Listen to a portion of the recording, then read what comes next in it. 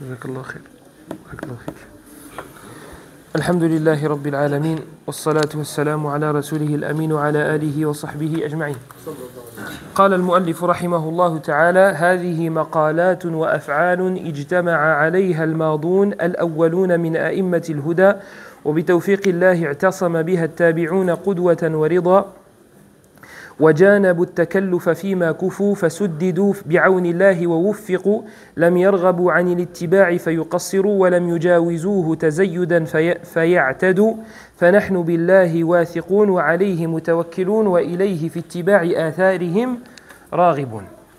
هو رحمه الله تعالى ختم كتابه بهذه الجمل، وأراد أن يشير رحمه الله تعالى إلى أن هذه الأقوال التي ذكرها اتفق عليها الأولون ومن تبعهم، يعني اتفق عليها الصحابة، اتفق على هذه الأقوال الصحابة ومن تبعهم من تلاميذهم وتلاميذ تلاميذهم، يعني هم التابعون وأتباع التابعين. وهذا ما يسمى بالإجماع، وهو من أقوى الحجج، بل هي أقوى الحجج. لماذا الإجماع هو أقوى حجة؟ وعليكم السلام ورحمة الله. هو أقوى حجة من النص، مع أن النص نص شرعي نزل من الله أو إلى رسول الله صلى الله عليه وسلم، فهو كلام الله أو كلام رسوله صلى الله عليه وسلم. ومع ذلك العلماء ينصون ويذكرون أن الإجماع أقوى دلالة من النص الشرعي الذي نزل من السماء. Donc je traduis et ensuite je pose la question en français. L'auteur, rahimahullah, il a fini avec quelques paroles en disant que tout ce qu'il a évoqué dans son livre, ce sont des choses sur lesquelles sont d'accord les premiers, yani les sahaba, les compagnons du prophète sallallahu alayhi wa sallam, et leurs élèves et les élèves de leurs élèves. Donc ce qu'on appelle as-sahaba, at-tabi'in et atba'u at-tabi'in. Il te dit à la fin du livre, pour renforcer ses arguments, que ces choses-là qu'il a évoquées, eux tous ils sont d'accord là-dessus. Et on a dit que c'est ce qu'on appelle l'ijma', le consensus, lorsque tous les savants sont d'accord sur un sujet. Et j'ai posé une question. J'ai dit que, en termes d'argumentation, le ijma', le consensus, est plus fort qu'un verset ou un hadith. Alors qu'un verset, c'est Allah qui parle. Un hadith, c'est le prophète sallallahu alayhi wa sallam qui parle, donc c'est une révélation. Alors que le ijma', c'est des savants qui sont d'accord sur un sujet. Pourquoi celui-là, en termes d'argumentaire, en termes d'argumentation, il est plus fort que le nas qui vient d'Allah ou qui vient du prophète sallallahu alayhi wa sallam? Personne ne veut se lancer. La réponse, c'est qu'un nas yahtamilu ta'wil. Amma l'ijma' la. La réponse, c'est que le nas, lorsque je te dis, écoute ça c'est haram parce qu'Allah a dit, et je te cite un verset. Le verset, il peut être équivoque. Il peut parler de la chose, mais indirectement. Donc toi, tu vas me dire, oui, mais il y a certains savants qui n'ont pas compris le texte comme ça. Moi, je te dis, mais si, mais les savants, ils ont compris comme ça, il a le vrai avis. Oui, mais l'autre, il a compris comme ça parce que. Donc le texte, il peut avoir plusieurs interprétations. Le hadith du prophète sallallahu alayhi wa sallam, pareil. On avait donné l'exemple avant-hier du hadith de Abdullah ibn Umar. Parce que le prophète sallallahu alayhi wa sallam leur a dit, ne faites pas salat al-asr tant que vous n'êtes pas arrivé à Banu Qurayza. Eh bien, il y a des compagnons qui ont fait l'asr sur le chemin. Et d'autres qui ont fait l'asr à Banu Qurayza. Pourquoi? Parce qu'il y a un groupe des compagnons qui a compris quoi? En fait, le prophète sallallahu alayhi wa sallam, il voulait nous pousser à nous hâter, à nous dépêcher. L'asr, il a sonné entre temps, on va le faire. Les autres, ils ont dit non, le prophète, il voulait vraiment dire faites salat al-asr à Banu Qurayza. Donc, ils sont divisés en deux. An-nas wahid, walakin ihtamala ma'nayn. Donc, le texte, il était unique. Et ils l'ont entendu de la bouche du prophète. Il n'y a pas de faible, Hassan, Daif. Ils l'ont entendu de la bouche du prophète. Mais l'interprétation, il y en a, ils l'ont compris comme ça, il y en a qui l'ont compris comme ça. Alors que le ijma', le consensus, il n'y a pas d'interprétation possible. Ils se réunissent et ils disent, écoute, ça là, c'est haram. Il n'y a pas d'interprétation possible. Tu ne peux pas dire, non, mais en fait là, ils ont dit haram, mais ça veut dire makrouh. Impossible. Donc, de ce point de vue-là, le ijma', le consensus, il est plus fort en termes de dalala que le nas. Attention, le nas, il est plus muqaddas.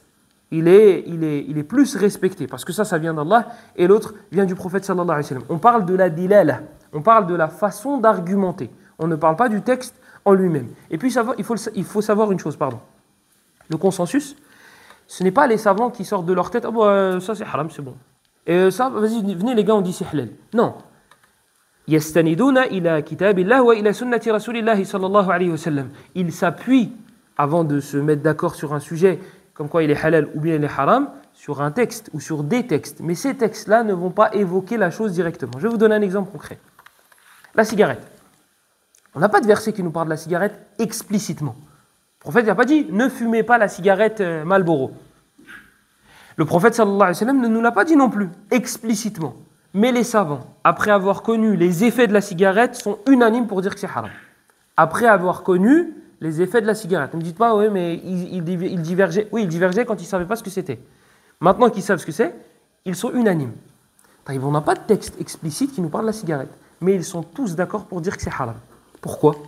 Parce qu'on a d'autres textes qui nous interdisent de nuire à notre santé, de détruire nos biens, notre argent, de dépenser pour des futilités, etc., etc. Donc il n'y a pas le mot cigarette, mais on a des textes qui viennent interdire ces choses-là. Le fait de nuire à notre santé et de détruire et d'user notre argent dans des futilités.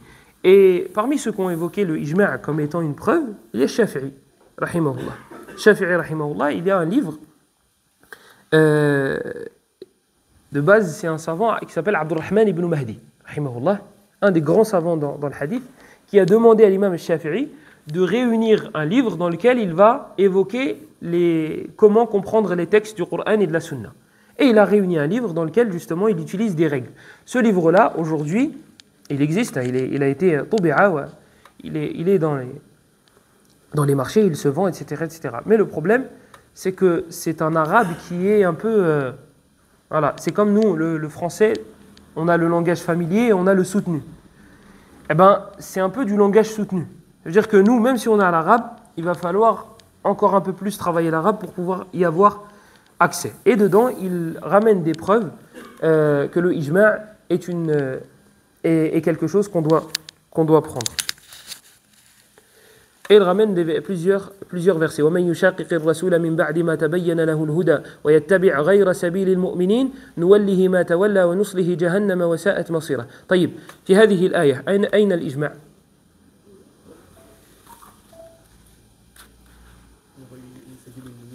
ويتبع غير سبيل المؤمنين ويتبع غير سبيل المؤمنين يعني يجب اتباع سبيل المؤمنين إذا أجمعوا على شيء. النص الثاني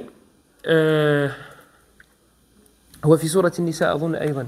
Donc le premier verset, on a le fait qu'Allah subhanahu wa ta'ala nous interdise de désobéir à son messager et de ne pas suivre les croyants. Donc il a dit les croyants. Une autre voie que celle des croyants. Ça veut dire que suivre une autre voie que celle des croyants, une voie sur laquelle ils étaient unanimes, est interdit. Il y a un deuxième texte, et il ne revient pas parce que je n'avais pas prévu de parler du ijma' avec les adillah. Peut-être qu'il va revenir pendant le cours. Et souvenez-vous, avant-hier, on a dit qu'Ibn Taymiyyah, rahimahullah, lorsqu'il a donné la définition des gens de l'Ahl al-Sunnah, il a cité trois choses. قال فمن قال بالكتاب والسنة والإجماع فهو من أهل السنة.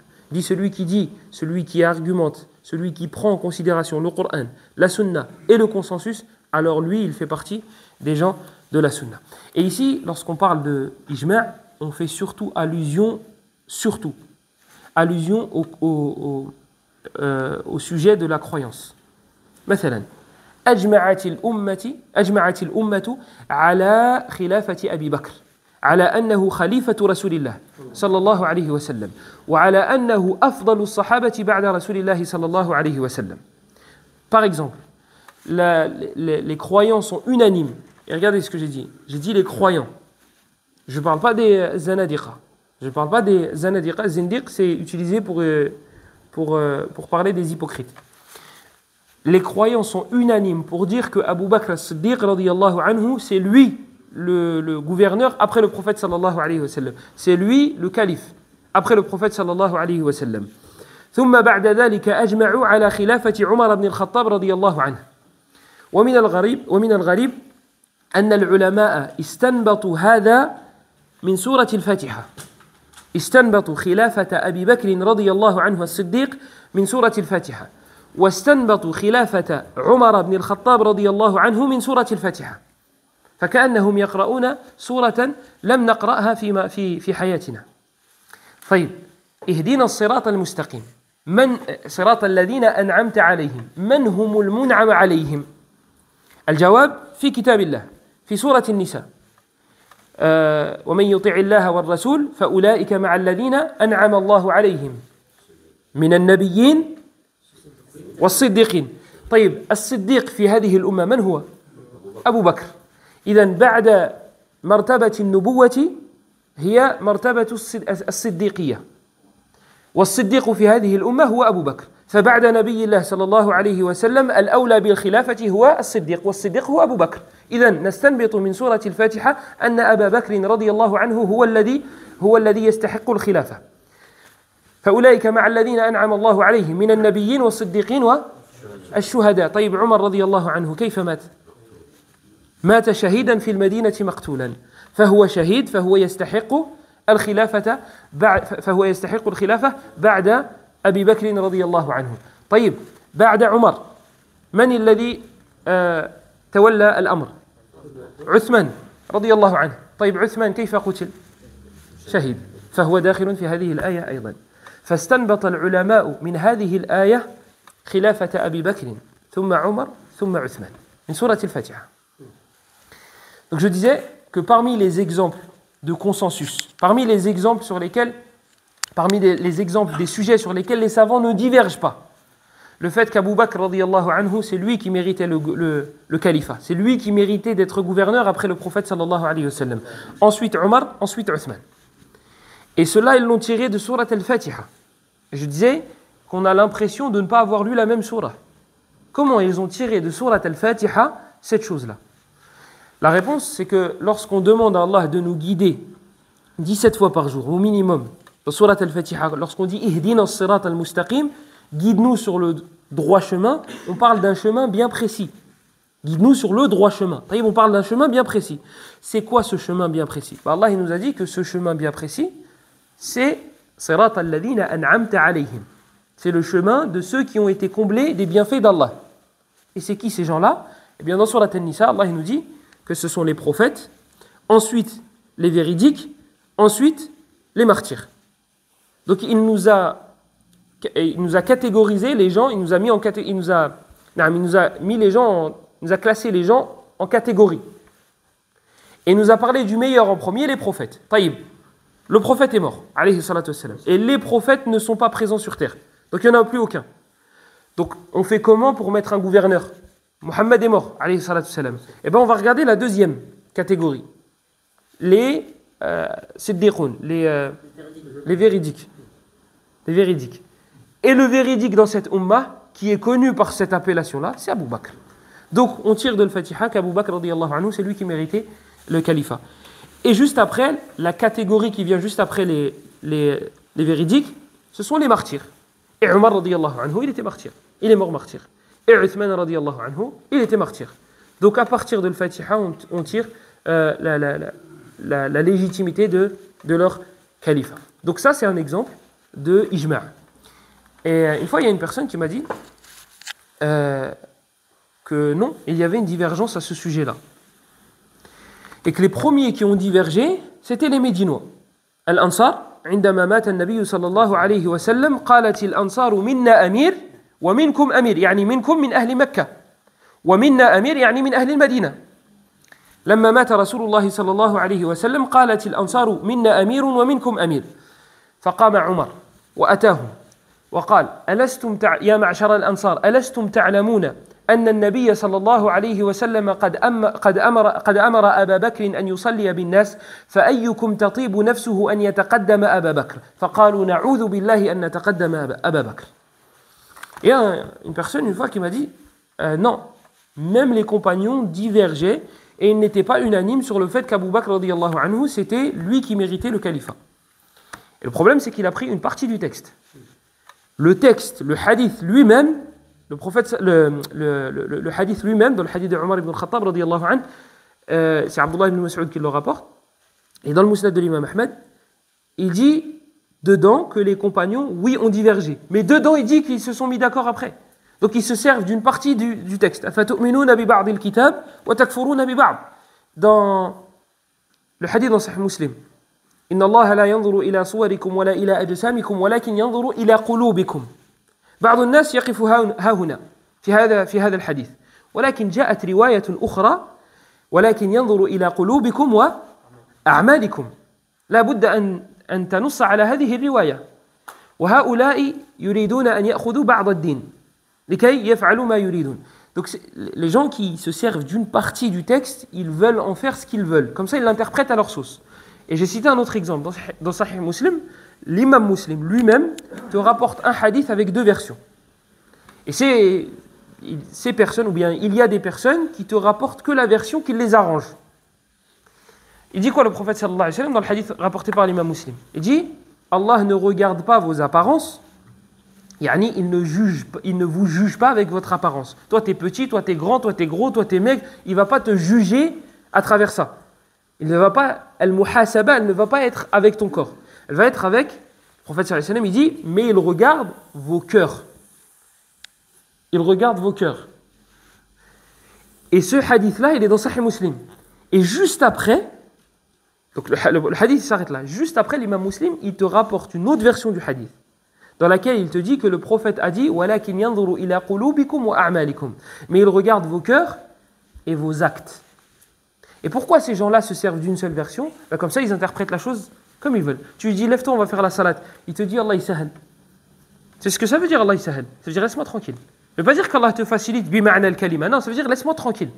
C'est ça que ça veut dire. Donc tu viens, on va à la mosquée, Allah yisahal, vas-y toi. Ça veut dire, laisse-moi tranquille. Et si tu parles avec lui, tu lui dis, écoute, Akhi, la prière c'est obligatoire. Et tu dis, moi je prie pas. Mais tu as vu mon cœur? Il est tout blanc. Il est tout propre. Et il y a des gens, ils mettent le hijab, ils font la prière, ils ont le cœur tout noir. Voilà, ça c'est pour se justifier. Ça c'est pour dire, moi mon cœur il est propre, le leur il est sale alors qu'ils font la prière. Lui il prie pas et masha'Allah, son cœur il est magnifique. Hein? C'est comme si je te passais un verre d'eau, le verre il est transparent. Donc tu vois la couleur de l'eau. L'eau elle est jaune. Jaune. Je te dis l'eau elle est propre. Je te dis, oui mais elle est jaune l'eau quand même. Je te dis non, t'inquiète. Elle est propre l'eau. Oui mais si elle est jaune l'eau, c'est qu'elle n'est pas propre. Ne dis pas elle est propre. Taïb, toi ton cœur il est blanc mais tu pries pas. Il y a un problème.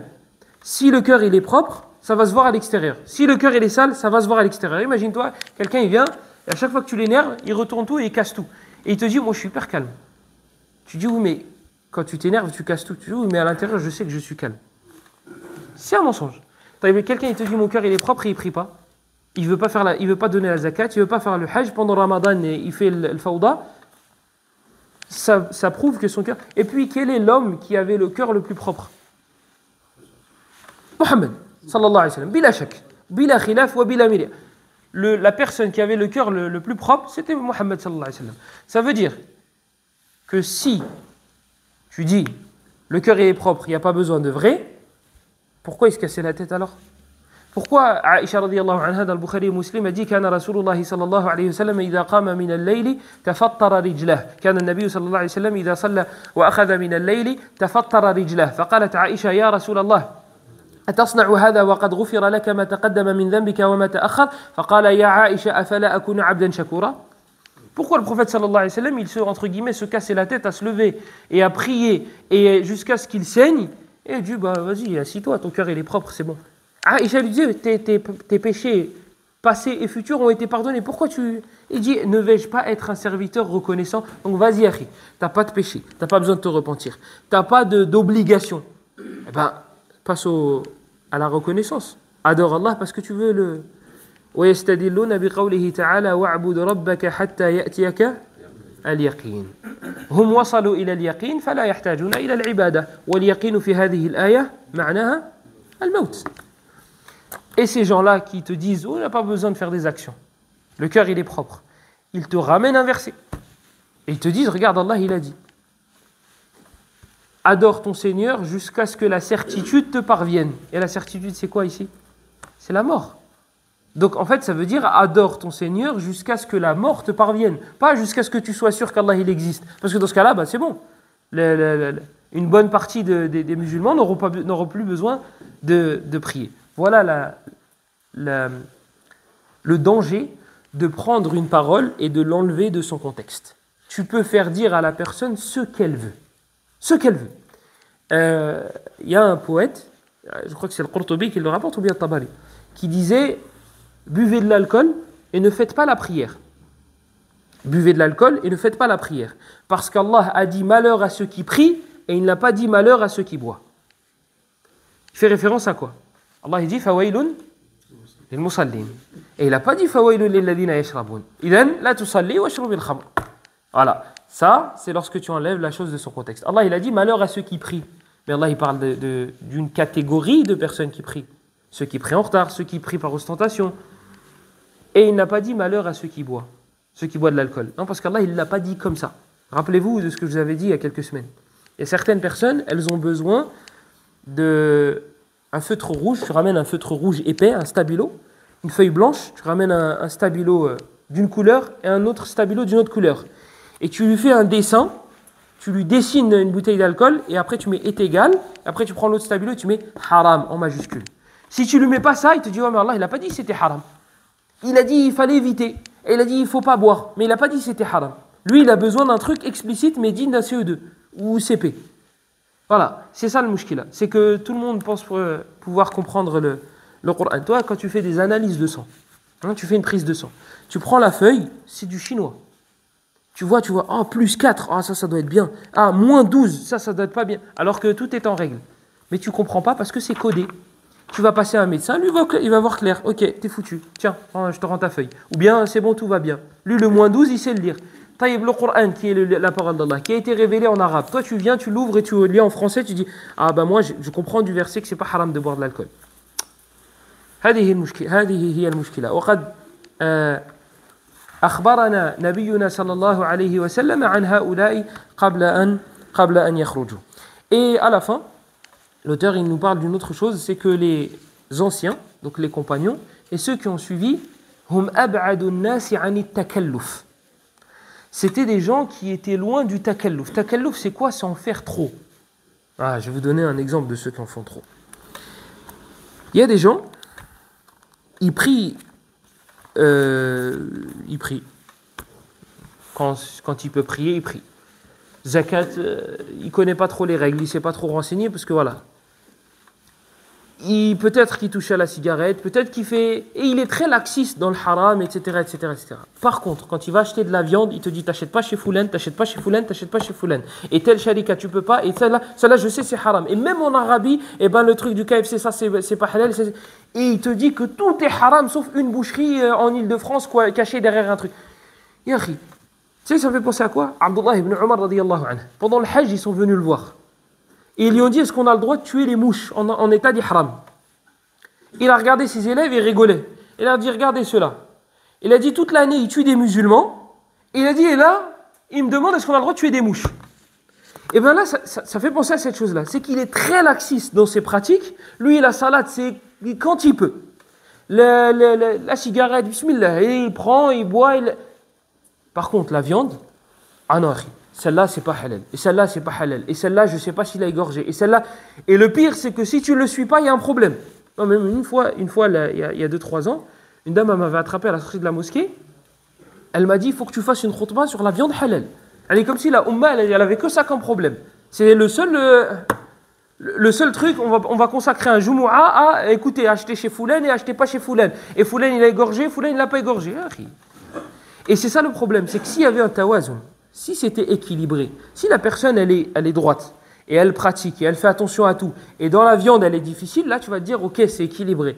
Mais elle est laxiste dans ses prières, et dans ça, et après, elle vient te casser la tête pour la viande, tu te dis, règle les al-awlawiyat, les priorités.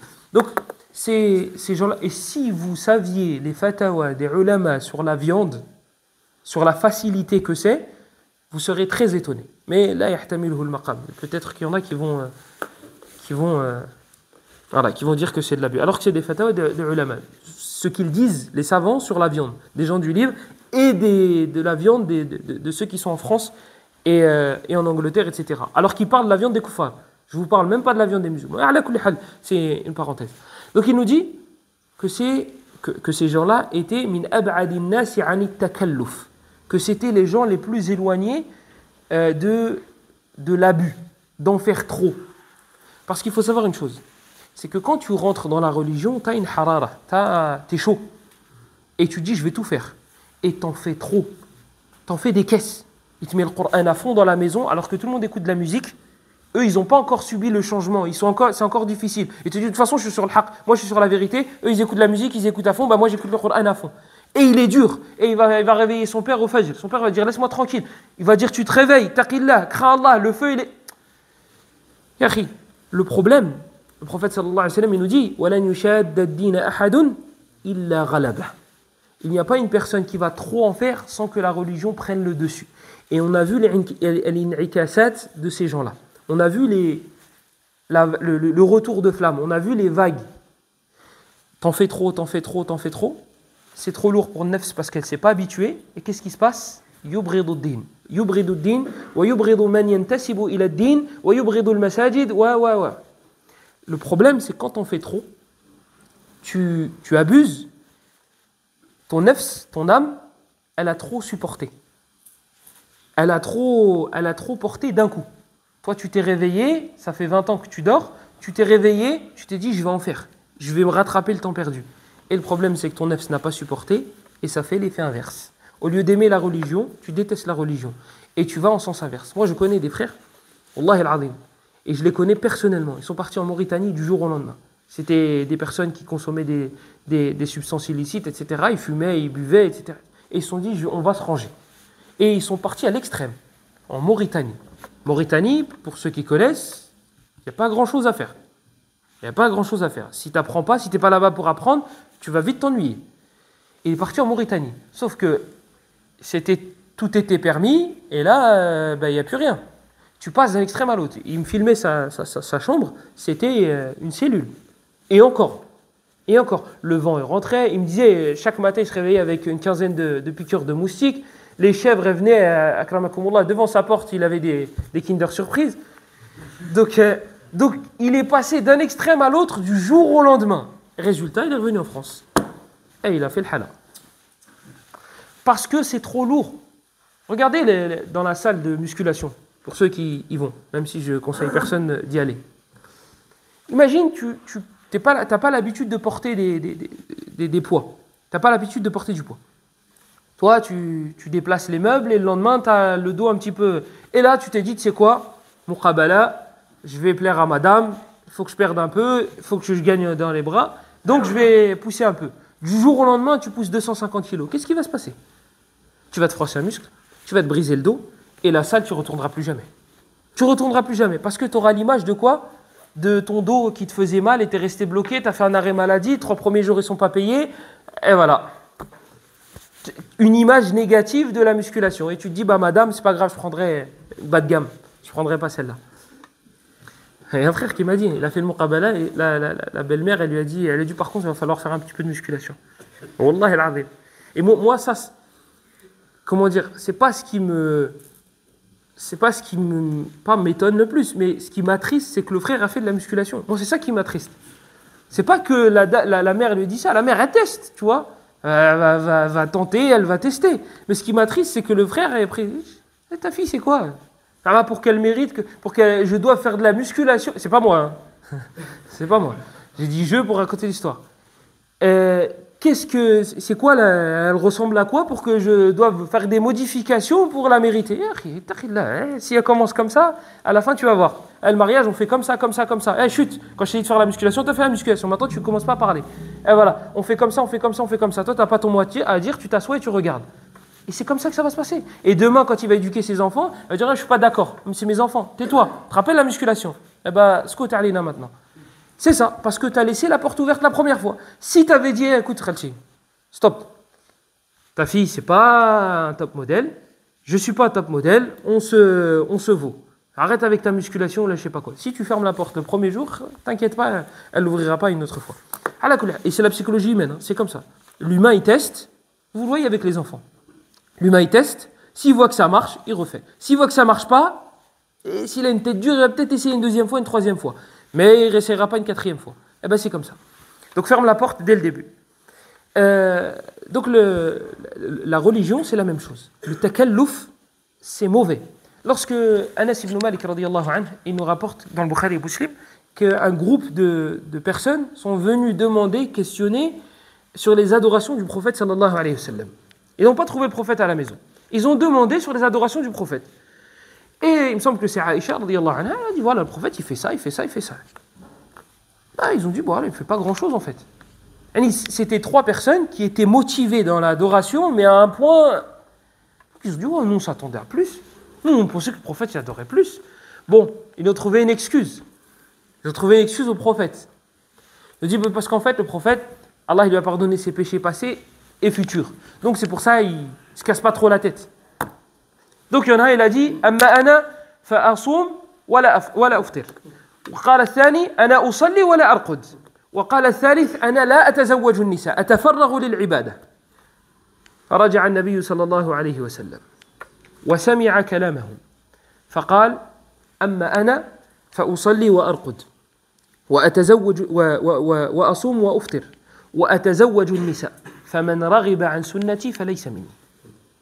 Le prophète sallallahu alayhi wa sallam, il est rentré et il a entendu les paroles de ces 3 personnes-là qui étaient trop motivées dans l'adoration. Il y en a un, il a dit, moi je ne me marie pas. Comme ça, je vais me consacrer à l'adoration d'Allah. L'autre, il a dit, moi je jeûne et je ne coupe pas le jeûne. Donc j'enchaîne tous les jours. Troisième, il a dit, moi je prie et je ne dors pas. Je prie toute la nuit. Le prophète, il est rentré. Et il a entendu ça. Et il s'est énervé. Alayhi salatu salam. Pourquoi il s'est énervé? Parce qu'il connaît les répercussions de ça. Il connaît les répercussions de l'abus. Taha, ma anzalna alayka al-Qur'ana litashqa. Idhan anzalnahu litas'ad. Ma yuridu Allahu bikum al-yusr wa la yuridu bikum al-usr. Allah veut pour vous la facilité et il ne veut pas pour vous la difficulté. Et dans Surat Taha, il nous dit il n'a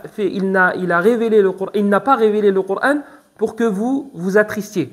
Donc, il l'a révélé pour que nous soyons heureux. Taïeb, si tu ne te maries pas, et tu jeûnes, et tu ne romps pas ton jeûne, et tu pries, et tu ne dors pas, c'est pas de la sa'ada, là. Là, c'est du adab. Là, c'est un châtiment. Donc, il a entendu les 3. Un, je jeûne, je ne m'arrête pas. Un, je prie, je ne m'arrête pas. L'autre, je ne me marie pas. Le prophète, sallallahu alayhi wa sallam, il a dit Amma ana, ama inni, au début, il a dit Ama inni la akhshakum lillahi wa atqakum lah. Il dit, je suis celui qui craint le plus Allah parmi vous. Parce que vous avez une mauvaise compréhension de la crainte d'Allah. Vous pensez que c'est de ne pas s'arrêter, de faire qu'adorer Allah. Non. Ama inni akhshakum lillahi wa atqakum lah. Walakin. Mais, je prie et je dors. Je mange et je jeûne. Et je me marie avec les femmes. Faman raghiba an sunnati falaysa minni. Celui qui délaisse ma sunna, et ici ma sunna, il ne faut pas le comprendre comme acte surérogatoire. Sunnati huna yani tariqati. Ici, il faut le comprendre comme étant un chemin. Celui qui délaisse mon chemin, falaysa minni. Alors il ne fait pas partie de moi. Il ne fait pas partie de moi. Donc le takalluf, le fait d'en faire trop, le fait d'abuser, c'est très néfaste. Quand il est rentré, le prophète sallallahu alayhi wa sallam, pareil dans le Bukhari et Muslim, lorsqu'il est rentré et il a vu une sorte de corde accrochée à deux piliers, on va dire. سأل النبي صلى الله عليه وسلم عن ذلك. Il a demandé à quoi cette corde servait. Ils ont dit, en fait, c'est elle, lorsqu'elle prie et qu'elle est fatiguée, eh bien, elle se repose dessus. Comme ça, même si elle est fatiguée, elle prie. Le prophète sallallahu alayhi wa sallam, il a dit, حلوه ليصلي أحدكم نشاطه فإذا فتر فليرقد. Il a dit, enlevez-le. Il a dit, si l'un d'entre vous est en forme, qu'il prie. Et lorsqu'il est fatigué, qu'il dorme, qu'il se repose. Parce qu'il connaît encore une fois les répercussions du takalluf. دخل النبي صلى الله عليه وسلم مرة وفي بيته امرأة مع عائشة رضي الله عنهم جميعا. فسأل النبي صلى الله عليه وسلم عنها. فقالت عائشة رضي الله عنها إنها فلانة تذكر من صلاتها كذا وكذا، يعني أنها تصلي كثيرا. فقال النبي صلى الله عليه وسلم مه، ومه هذه كلمة زجر.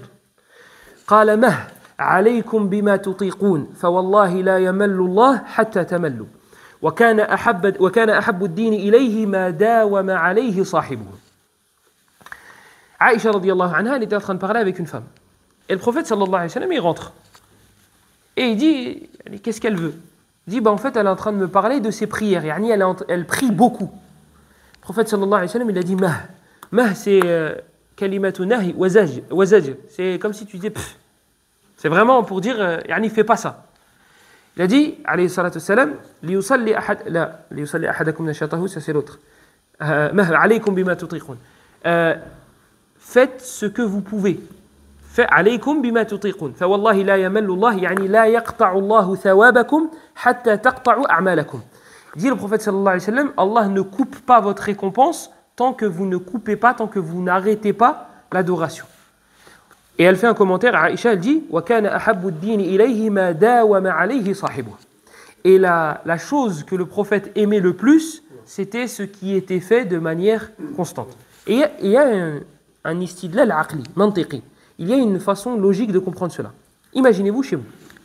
Il y a quelqu'un qui veut absolument vous parler. Et il toque. C'est les membres du bureau, on va leur faire la morale. Il toque longtemps. Il veut absolument vous parler.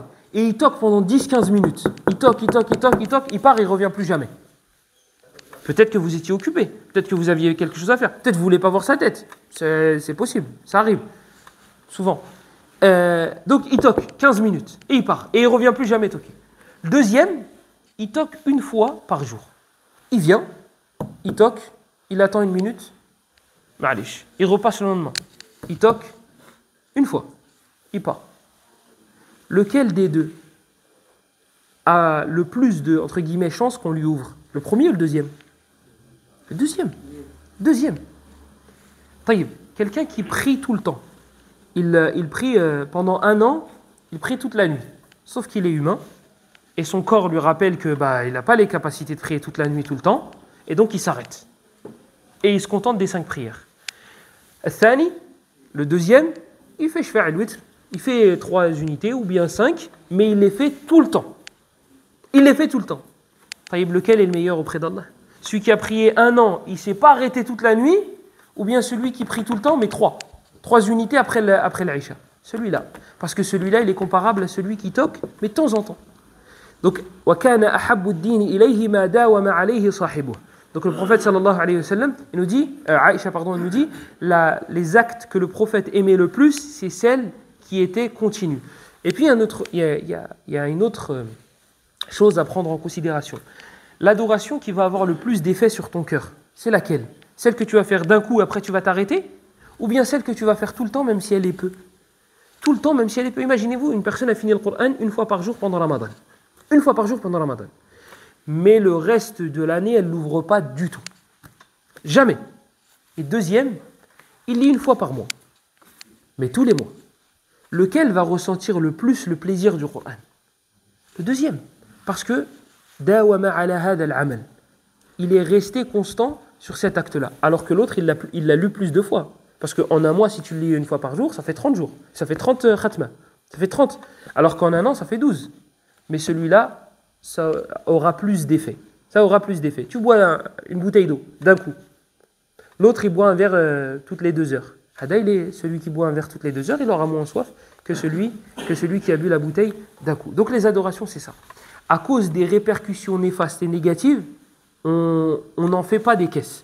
Mais attention, en faire des caisses, en faire trop, ça ne veut pas dire faire les 5 prières à la mosquée. Parce qu'on avait vu précédemment qu'il y a certaines personnes qui disent « Oui, 5 prières, c'est abusé à la mosquée ». Là, c'est pas abuser 5 prières à la mosquée, c'est pas ça le takallouf. Et c'est pas de faire les prières à l'heure de takallouf ou bien abuser, c'est pas ça.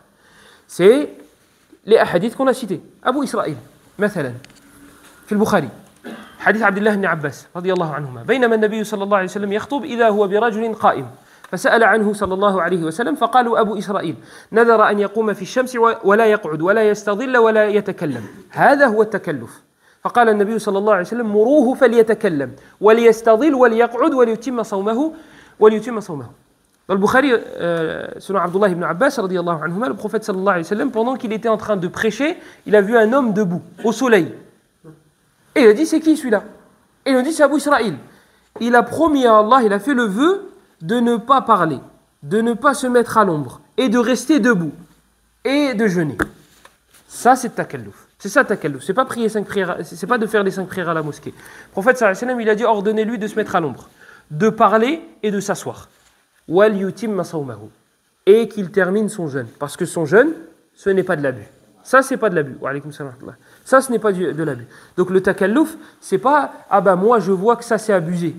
Ah ben moi, ça, je vois que ça passe. Ça passe pas. Par exemple, ils te disent le qamis, non, ça, c'est abusé, c'est extrémiste. Là, c'est pas toi qui décide qui est extrémiste ou qui est-ce qui n'est pas extrémiste. C'est pas toi. C'est shara'. C'est la religion. Et vous voyez dans ces textes-là, dans ces hadiths-là, ce sont des adorations dans lesquelles les auteurs en ont fait trop. Il prie, il dort pas. Il jeûne, il s'arrête pas. Il se marie pas avec les femmes. D'ailleurs, il se marie pas avec les femmes. Ici, le problème, c'est quoi? C'est qu'il ne se marie pas ta'abbudan. Lui, il se marie, il ne se marie pas exprès pour adorer Allah. C'est ça qu'il ne faut pas faire. Mais quelqu'un qui veut pas se marier parce qu'il veut être tranquille, ça c'est autre chose. Et le quatrième, c'est celui qui avait la corde et qui la femme qui avait la corde et le cinquième, c'est Abu Israël. Vous voyez que dans ces 5 cas-là, et la femme qui était auprès d'Aïcha radiyallahu anha, vous voyez que dans tous ces cas-là, c'était des personnes qui parlaient d'actes surérogatoires. On ne parle pas des actes obligatoires. C'est pas tu me dis, il faut sortir 2,5% de la zakat, mais pour moi c'est beaucoup. Mais on t'a pas demandé ton avis. Là, ça, c'est pas du takalluf. Ça, c'est wajib. Ça, c'est obligatoire. T'es content, t'es pas content, c'est la même chose. Sors l'argent et après, va pleurer si tu veux.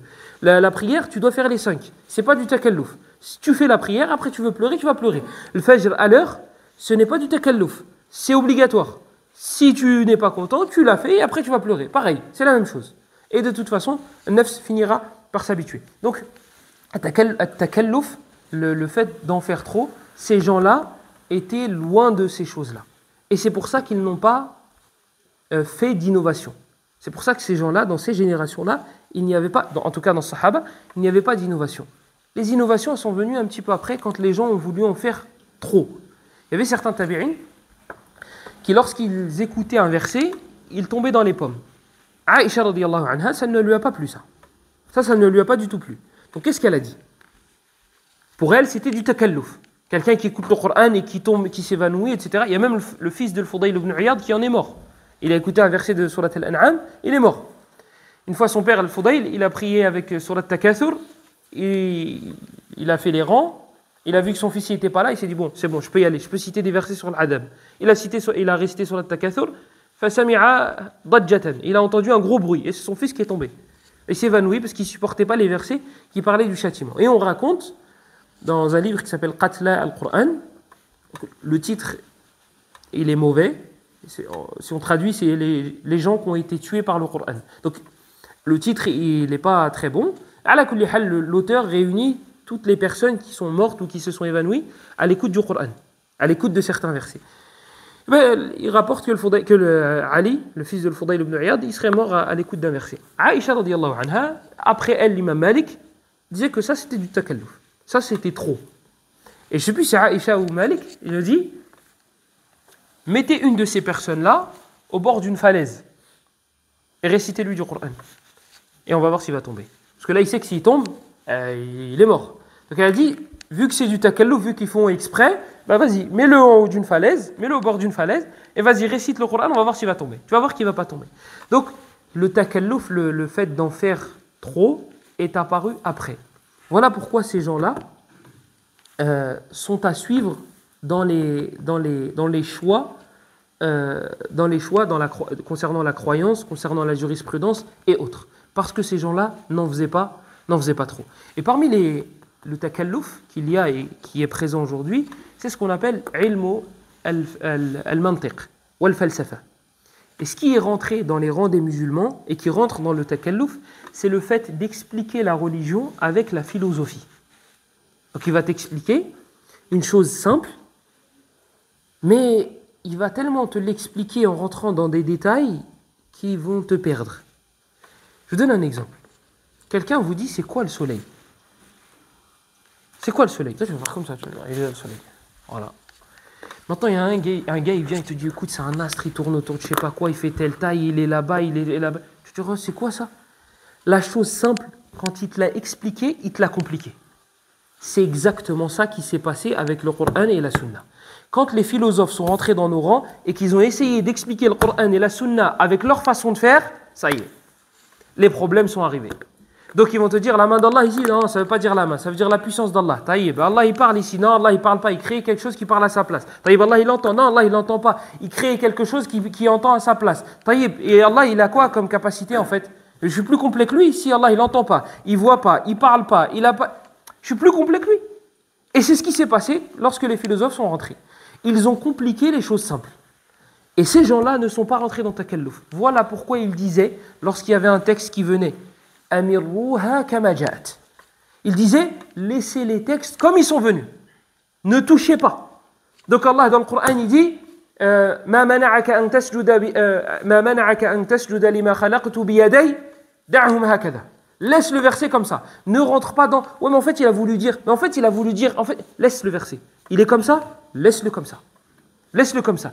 Allah, il te dit Hatta yasma'a kalam Allah. Idan huwa kalam Allah. Da'i al-aya hakada. Allah, il te dit jusqu'à ce qu'ils entendent la parole d'Allah. Ne viens pas avec la parole d'Allah, elle est créée. Il a créé une parole qui parle à sa place. Laisse le verset comme ça. Voilà ce que eux faisaient. Et voilà ce que les muta'akhiroun, les contemporains n'ont pas compris. Ceux qui sont rentrés dans la philosophie. Ils sont rentrés avec, non, Allah, il n'a pas voulu dire ça. En fait, il a voulu dire, voilà. Et il t'interprète le verset et ça n'a ni queue, ni tête, ni sens. Aucun sens. Une fois, il y a un vendeur c'est un ancien directeur d'une mosquée, ou d'une école, je ne sais plus.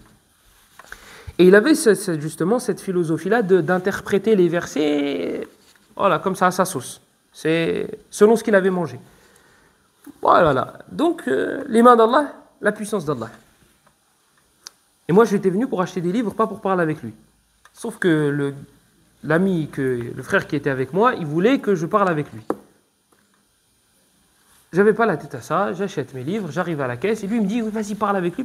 Je parle pas avec lui. J'achète mes livres, je rentre chez moi. Arrivé à la caisse, le frère qui est avec moi, il lui dit, ah mais la dernière fois tu m'avais parlé là, d'histoire de la main, là j'avais pas trop compris. Il avait très bien compris, c'était le cadeau pour moi. Il dit, j'avais pas trop bien compris là, tu m'avais parlé de la main d'Allah, qu'est-ce que ça voulait dire, qu'est-ce que tu disais? Il a dit, non mais en fait Allah il a pas de main, et en fait quand Allah il dit la main, il veut dire la puissance. Donc en fait, leur Allah, il sait pas s'exprimer. Il sait pas s'exprimer. Il veut dire, lorsqu'il veut parler de sa puissance, il dit la main. Et pourquoi il ne dit pas la puissance directement? Il ne sait pas s'exprimer, leur Allah. Il voulait dire puissance, mais il a utilisé le mot main. Entendre, non, en fait, il voulait dire écouter. Parler, non, en fait, il voulait dire... Donc moi, je ne voulais pas rentrer dans le débat, mais là, le problème, c'était trop tard. Donc, je vais poser une seule question. Ici, ça veut dire la puissance. Qu'est-ce qu'on fait du verset dans lequel Allah il dit à Iblis Ma mana'aka an tasjuda lima khalaqtu bi yaday. Hada muthanna. C'est ce qu'on appelle en français le duel. Le duel. Allah il dit à Iblis, qu'est-ce qui t'a empêché de te prosterner pour ce que j'ai créé de mes deux mains? Taïb. Si on dit que ça veut dire la puissance d'Allah, tu as délimité la puissance à deux. Tu as dit Allah il avait que deux puissances. Et ça c'est du kufr. Ça c'est de la mécréance. Je dis donc qu'est-ce qu'on fait du verset dans lequel Allah il dit qu'est-ce qui t'a empêché de te prosterner pour ce que j'ai créé de mes deux mains? S'il dit le mot puissance, là il est foutu. Donc il m'a regardé et il m'a dit tiens prends un siwak. Et je suis parti. Donc les savants, et ce istidlal là, bien sûr il n'est pas sorti de ma tête à moi. C'est Ibn Khuzayma rahimahullah, un des élèves de l'imam al-Bukhari. Ibn Khuzayma, un des élèves de l'imam al-Bukhari, qui lui aussi a un sahih. Il a écrit un livre qui a été édité en 2 volumes qui s'appelle Kitab Tawhid, le livre de l'unicité d'Allah. Et dedans, il parle des attributs d'Allah. Et lui, comme il dit l'auteur, il fait partie de la génération des gens qui ne rentraient pas dans le falsafa, ils ne rentraient pas dans la philosophie. Il te dit, Allah a dit qu'il avait ça, je te ramène les versets, je te ramène les ahadiths. Tu ne veux pas prendre les versets, tu ne veux pas prendre les hadiths, c'est ton problème. Mais moi, voilà ce que je te ramène. Je ne te ramène pas mes paroles à moi. Voilà ce que lui fait dans tout le livre. Il te dit, voilà, Ithbatul yadayn, والدليل قوله تعالى وقول النبي صلى الله عليه وسلم et il te cite les hadiths du prophète صلى الله عليه وسلم إن الله يبسط يده بالنهار ليتوب مسيء الليل ويبسط يده بالليل ليتوب مسيء النهار حتى تطلع الشمس من مغربها حديث في صحيح مسلم قال النبي صلى الله عليه وسلم قال موسى لآدم يا آدم أنت أبونا خيبتنا وأخرجتنا من الجنة فقال آدم يا موسى اصطفاك الله بكلامه وخط لك التوراة بيده اليد إلى آخرها من النصوص. Donc lui il te ramène le nom d'un chapitre et il te ramène les versets qui parlent de cela et il te ramène les hadiths qui parlent de cela. Voilà, c'est exactement le tatbiq, le fait d'œuvrer avec ce que l'auteur dit. Et ils sont dans la génération, ils ne sont pas loin. Donc ces générations-là étaient loin de takalluf, du fait d'abuser et de rentrer dans la philosophie. Donc ta religion, elle est simple. Ta religion, elle est facile. C'est accessible. Il n'y a pas besoin de rentrer dans des philosophies et dans des choses difficiles. Donc aujourd'hui, un musulman qui veut apprendre sa religion, c'est alhamdulillah, al-umur muyassara. Les choses ont été facilitées. Le Coran, tu veux le comprendre. Aujourd'hui, les livres ont été traduits et les éditions ont été travaillées et ça a été corrigé, etc., etc. Donc, si tu n'as pas accès à l'arabe, et même si tu as accès à l'arabe, tu as le tafsir, par exemple, de Abdurrahman al-Sa'di, rahimahullah ta'ala. Il est très simple, il ne rentre pas dans les divergences et il va droit au but. Tu veux dans les adhkar, ce que tu dois faire le matin, le midi, le soir, les choses facile à comprendre, tu as le livre d'Abu Bakr al-Jazairi, rahimahullah, la Manhaj al-Muslim, la voie du musulman. Je crois qu'elle a été traduite comme ça. Dans la sunna du prophète sallallahu alayhi wa sallam, pareil, il y a plein de livres qui ont été édités et qui ont été traduits. Par exemple, dans la sunna du prophète, il y a quelques jours, il y a un élève, il m'a dit, je peux acheter Sahih al-Bukhari, il fait que 8 volumes et j'ai trouvé, il n'était pas cher. Si tu touches à Sahih al-Bukhari, tu vas ressortir encore plus ignorant que lorsque tu es rentré. Et tu vas sortir avec le Bukhari miskin. Il ne comprend rien. Alors que c'est toi qui n'as rien compris. Je vais te donner un exemple. L'imam al-Bukhari, il met des chapitres, il met des titres, et après il te cite des versets ou des hadiths qui vont dans le sens du titre. Sauf que des fois, tu te dis, mais attends, miskin, il a fait un hors-sujet. Là, anta miskin. C'est toi miskin. C'est toi qui ne comprends pas. C'est toi qui ne comprends pas. À un point où certains savants, certains shurrah de Sahih al-Bukhari, ils ont dit, là, al-Bukhari s'est trompé. Là, il était fatigué. Là, voilà. Et le Hafiz ibn Hajar, rahimahullah, il est arrivé. Et il a écrit Fath al-Bari. Et là, il a répondu à toutes les énigmes de Sahih al-Bukhari. Je vais vous donner un exemple. Si je l'ai déjà donné, ceux qui se rappellent de la réponse ne répondez pas. Dans Sahih al-Bukhari, il y a le hadith, je crois que c'est Umm Salama ou une autre de ses épouses, mais il me semble que c'est Umm Salama. Le prophète sallallahu alayhi wa sallam a fait le ghusl.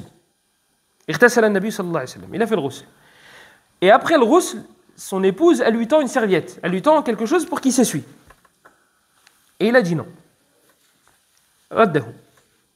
Le Bukhari, il te met en titre le fait que c'est une sunna de s'essuyer après le ghusl. Miskin Bukhari, il a fait un hors-sujet. Il a dit non, je ne veux pas de la serviette. Et là, il te dit le Bukhari, Miskin, il a compris le hadith à l'envers. Ah non, c'est nous les masakin. Il a très bien compris le hadith.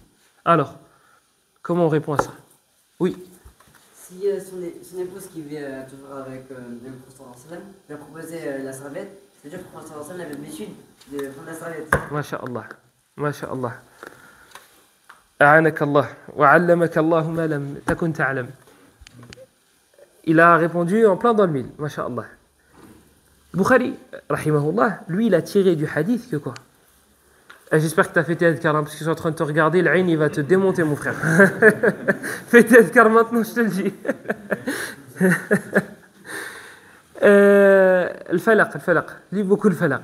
Le Bukhari, rahimahullah, lui, il a tiré du hadith la chose implicite. Explicite, tu peux le lire, tu peux le trouver toi-même.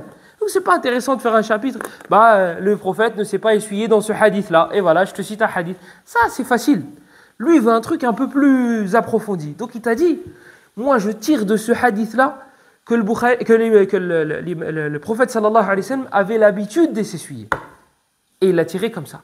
C'est qu'en fait, si son épouse lui a tendu cette serviette-là, c'est qu'il avait l'habitude de s'essuyer. Et que cette fois-ci, exceptionnellement, il ne s'est pas essuyé. Et c'est exactement ça. Je vais donner un autre hadith. Le Bukhari, et ça, ce hadith-là, c'est le hadith préféré de ceux qui attaquent le Bukhari. C'est le hadith préféré. À chaque fois, ils te sortent ce hadith. Ils te disent Bukhari, Bachar, c'est un humain, et il peut se tromper. Le miskin, il ne peut pas te sortir une phrase en arabe. Qul huwa Allahu ahad, il fait 5 fautes alors qu'il y a moins de 5 versets dedans. Mais le Bukhari, c'est un humain, il fait des fautes, etc. etc. Et il ne connaît pas son nom. Et il ne connaît pas le nom de Sahih. Parce qu'il ne s'appelle pas Sahih al-Bukhari. Vous imaginez, j'écris un livre, Sahih d'Ilyas. Ah, vous allez dire, miskin, il a pris la grosse tête. Il ne s'appelle pas comme ça le Sahih. Lui, il ne connaît pas son titre. Il ne connaît pas les noms des professeurs de Bukhari, mais il te dit hadith da'ifa. Peut-être da'if. C'est toi qui es faible. Mais tu ne t'en rends pas compte parce que au royaume des aveugles, le borniro. Et c'est leur hadith préféré avec lequel ils attaquent le Bukhari. Comme quoi le prophète, sallallahu alayhi wa sallam, arada an yantahir. Il voulait se suicider. Et c'est quel hadith? Et le hadith, il est dans le Bukhari. Vous allez retourner, vous allez dire non, le gars c'est un mytho, c'est sûr et certain. Il ment sur l'imam al-Bukhari. Toi tu vas aller vérifier, tu vas aller faire cet effort de recherche. Tu ouvres, bah, punaise, il avait raison, on m'a menti depuis des années. Le Bukhari, miskin, il dit que mon prophète, et là, il va jouer avec les émotions. Il va te dire, tu préfères le prophète? Ou bien le Bukhari qui insulte ton prophète en disant qu'il a voulu se suicider. Taïb, comment on fait alors? Bah, on prend les hadiths qui sont en accord avec la raison. Mais la raison de qui? Einstein. Parce que lui, sa raison, c'est pas ma raison, c'est pas sa raison. C'est-à-dire, demain, on va parler de la hadith. Non, moi, celui-là, j'ai pas accepté. Tu as accepté? Non, moi, celui-là, j'ai pas pris. Ah, moi, je l'ai pris. Et l'autre, troisième, non, moi, j'ai pris aucun des deux. Moi, ni toi, ni toi. Et on va venir un jour où les gens, ils vont dire, Bukhari, entièrement, du premier jusqu'au dernier. Voilà, il est où le problème? C'est que, لو رد الدين إلى عقول الناس لضاع. كما قال الله سبحانه وتعالى. ولو اتبع الحق أهواءهم لفسدت السماوات والأرض ومن فيهن. Si la religion suivait leur passion, ça y est, ça aurait été. Donc le Bukhari, il y a ce hadith-là, il est dans le Bukhari, il est dedans. Eh bien comment on fait? Et on dit toujours le Bukhari radiyallahu anhu, et on dit toujours rahimahullah, et on dit toujours le Bukhari, c'est le livre le plus authentique après le Coran. Oui. Et c'est le meilleur livre qui a été écrit et qui sera écrit ila yawm al-qiyamah. Et oui, il y a dedans que le prophète a voulu se suicider. Mais c'est quoi la réponse? Le Bukhari, rahimahullah, dans le début du livre, dans le début du Sahih, il te parle de Bad'ul Wahi, de comment la révélation a commencé. Et il te cite le hadith, le fameux hadith dans lequel le prophète sallallahu alayhi wa sallam, il était dans la grotte, dans laquelle il a vu Jibril alayhi salam. Il te cite le hadith avec la chaîne de transmission. Ensuite, il te dit, voilà, il était dans la grotte, il a vu Jibril. Jibril, alayhi salam, il lui a dit, Iqra, qala ma ana biqari, qala fa akhadani, faghattani, faghammani, hatta balagha minni al-jahl. Il a akhiri le hadith. Donc il dit, il m'a attrapé, donc il m'a dit, lis, il a dit, je ne fais pas partie de ceux qui lisent. Il a dit, il m'a attrapé et il m'a serré. Il a dit, jusqu'à ce que c'était très difficile pour moi. Il a dit une deuxième fois, troisième fois, Mohim, vous connaissez le hadith, il est descendu de la grotte, il est parti voir Khadija radiallahu anha, jazakallah khair, j'allais dire Fatima. Khadija radiallahu anha, et il a dit Zammilouni, il a khir le hadith. Taïb, à la fin du hadith, qu'est-ce qu'il t'a dit le Bukhari? Il te dit, à la fin, quand il a fini de citer le hadith entièrement, dans son entièreté, il te dit Wa balaghana ani zuhri ani nabi sallallahu alayhi wa sallam annahu arada an yantahir. Il te dit, il nous a été rapporté que Zuhri a dit que le prophète a voulu se suicider. Toi, qui n'as pas l'habitude de la science du hadith, qui ne sais pas comment comprendre ce livre qui est codé, rappelez-vous de la feuille, avec le 100, moins 12, moins 15, plus 12, plus 3. Toi, tu vois plus 12, tu dis c'est positif, moins 12, tu dis c'est négatif, je suis foutu. Alors que ça se trouve, c'est ça qu'il faut. Mais comme tu ne connais pas, eh ben, tu vas voir le médecin, tu dis tiens. Par contre, le Bukhari, non, j'ai vu que le prophète, il a dit, reviens aux spécialistes, et ils vont t'expliquer. Là, le Bukhari, il est en train de te dire quoi? Il est en train de te dire la partie qui est authentique, c'est celle-là. C'est celle que je t'ai rapportée avec une chaîne de transmission muttasila. Moi, je t'ai dit, tel a dit que tel a dit que tel a dit que le prophète a fait. Ensuite, à la fin du hadith, je t'ai rapporté un ajout qui n'est pas dans ce hadith-là. Et comment tu vas le comprendre? Il t'a dit, Balaghana ani Zuhri. Il m'a été rapporté que Zuhri a dit que le prophète a fait. Le Bukhari, il n'a jamais vu Zuhri de sa vie. Jamais. Fouillez dans les livres de biographie que vous voulez, le Bukhari n'a jamais vu Zuhri. Il n'était pas à la même époque. Il n'était pas à la même époque. Zuhri, il est venu après. Zuhri, il fait partie de la génération de l'imam Malik, rahimahullah. Il fait partie des professeurs de l'imam Malik. Malik, il rapporte de lui dans son Muwatta. Sachant que Malik n'a jamais été vu par le Bukhari. Vous imaginez le nombre de générations qu'il y a? Malik, il rapporte par exemple de l'imam Ahmed. Ahmed qui rapporte de Sufyan ibn Uyayna qui rapporte de Malik, Malik qui rapporte de Zuhri. Vous avez vu le nombre de générations qu'il y a entre Bukhari et Zuhri? Donc le Bukhari, quand il écrit, et il m'a été rapporté que Zuhri a dit, il est en train de te dire, moi cette info, elle n'est pas sûre du tout. Puisque entre Zuhri et moi, il y a un fossé. Et ça, tous les savants du hadith le savent. Un enfant qui étudie la science du hadith sait que là, cette façon de s'exprimer, c'est pour te dire cette version-là, elle n'est pas authentique. Puisque, regarde, il y a un farar, il y a un vide entre moi et Zuhri. Et rajoute à ça que Zuhri n'a jamais vu le prophète de sa vie, parce qu'il ne faisait pas partie des sahaba. Donc là, le Bukhari il est en train de te dire quoi? Ce hadith-là, c'est cette partie-là qui est authentique. Attention, il y a une partie qui ne l'est pas. Cette partie-là, c'est Zuhri qui la rapporte, que le prophète a dit. Et ça, c'est quand tu as des lunettes. C'est une image, bien sûr. Ça, c'est quand tu as des lunettes. Et je vais vous dire... donc ça, c'est quand tu as étudié et que tu connais la science du hadith. Sauf que le Bukhari, il n'avait pas prévu qu'un abruti ouvre son livre et dise « Oh, il a dit que le prophète... » Non, justement, lui, dans son livre, il est en train de te dire « Le prophète n'a pas voulu se suicider. » Il est en train de te dire la partie qui est authentique, il n'y a pas cet ajout-là. Et la partie qui est faible, il y a cet ajout-là. Donc toi, lorsque tu lis Sahih al-Bukhari, tu as la partie authentique et tiens, cadeau, tu as la partie qui est faible. Mais ça ne va la comprendre, cette partie-là, qu'une personne qui a un aql, qui a une raison et qui a étudié. Parce que comme je vous ai dit, s'il vous dit « Balaghani ani Zuhri », on m'a rapporté que Zuhri a dit. Ça, chez les savants du hadith, c'est un clin d'œil pour que tu comprennes que ça, c'est pas authentique. Parce que si c'est authentique, qu'est-ce qu'il va te dire? Il va te dire, j'ai entendu tel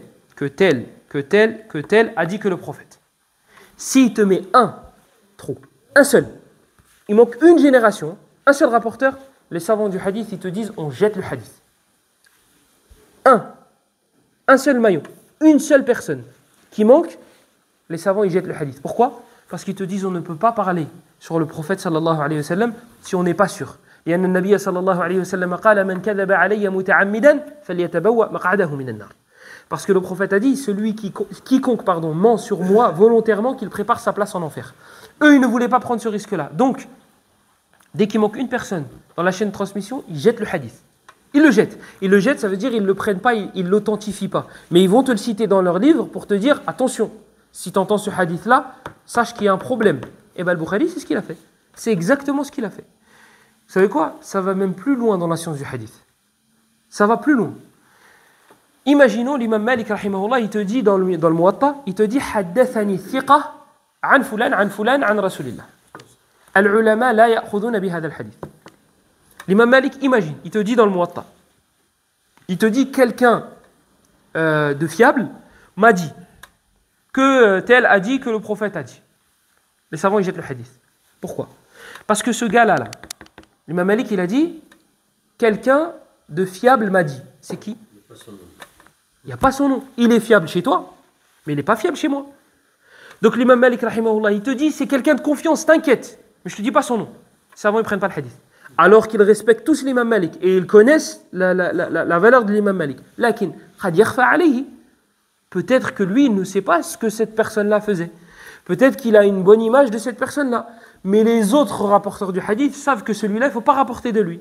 Donc si l'imam Malik il te dit, t'inquiète, c'est quelqu'un de fort qui m'a rapporté le hadith de Fulan et de Fulan et de Fulan.